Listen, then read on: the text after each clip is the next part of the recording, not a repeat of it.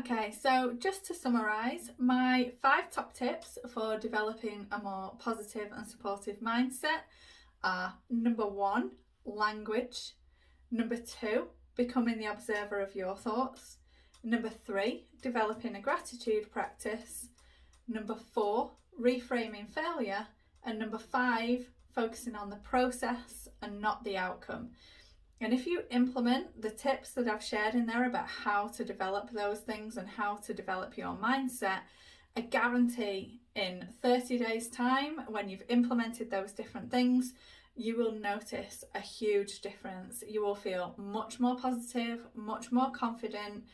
and much more able to start taking steps to move you from where you are now to where you want to be.